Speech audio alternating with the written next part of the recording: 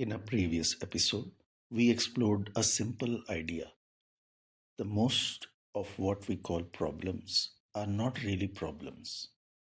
They are either challenges or simply the design of life. And the moment we begin to see things as challenges, something shifts. Our energy moves from worry into action. But that brings us to a deeper question. How do we actually handle these challenges? Because recognizing a challenge is one thing, being able to deal with it efficiently is another. And this is where emotional intelligence becomes important. Emotional intelligence is not just about understanding emotions, it is about building the capacity to handle life as it is. And that capacity does not develop in one moment, it develops through a process, not randomly, but in stages. And it usually begins with one challenge, something in your life that feels significant enough that you now want to address it. And as you begin working on that one challenge, something interesting happens. You start noticing patterns, you start seeing connections, and gradually you realize that this one challenge is not isolated, it is connected to other areas of your life. And as you move through the process of addressing it, other challenges begin to shift as well. So, this is not just about solving one problem, this is about building the capacity to handle life more intelligently. And that capacity develops in stages. If we observe this process carefully, it usually unfolds in five stages. Stage one, awareness. The first stage is awareness. You begin to understand the challenge, you explore it, you read, you watch, you listen, you expose yourself to different perspectives. You ask, what is really happening here? What is the root cause? What am I not seeing clearly? And sometimes this alone is enough. A shift in perception creates a shift in experience, and the challenge dissolves. At this stage, emotional intelligence begins with clarity.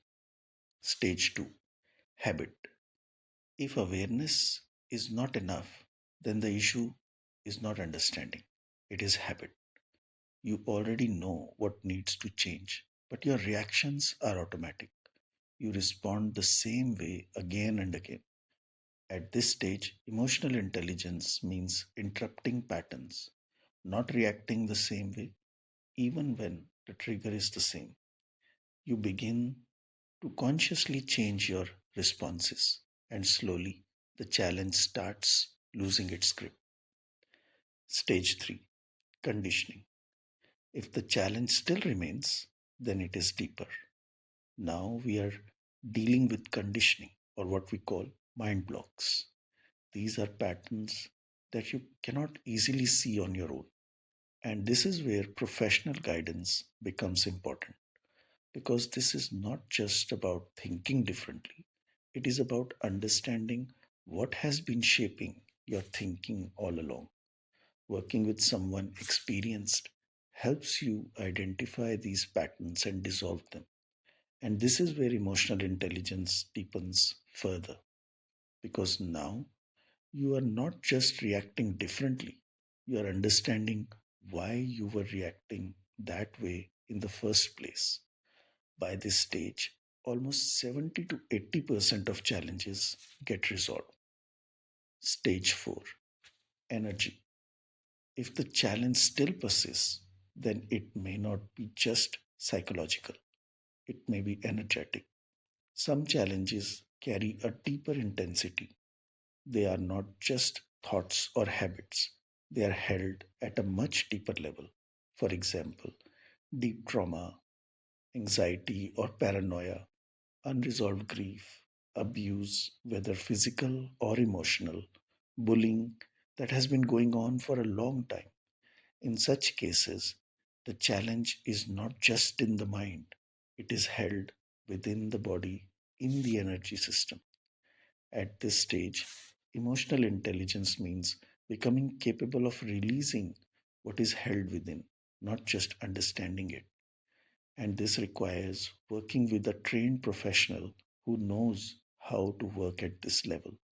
When this is addressed, another 10 to 15% of challenges get resolved, which means by this stage, almost 90 to 95% of challenges are taken care of. Stage 5. Beyond the present, there is a very small percentage of situations where even this is not enough. In such cases, the root may not belong entirely to this lifetime, and approaches like past life regression are explored with the help of an experienced professional, of course.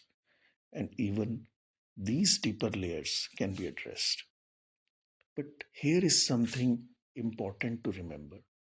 This journey may begin with one challenge, but it rarely ends with just that.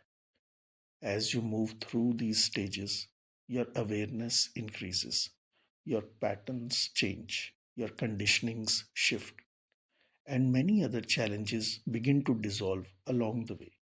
Because transformation is not just about fixing one issue, it is about changing the way you relate to life. Emotional intelligence is not built in theory, it is built through how you move through challenges, step by step. Awareness, habit, conditioning, energy, and even, if needed, beyond. Because the goal is not to eliminate challenges, the goal is to become someone who can handle them with clarity and stability. These are echoes of a karma.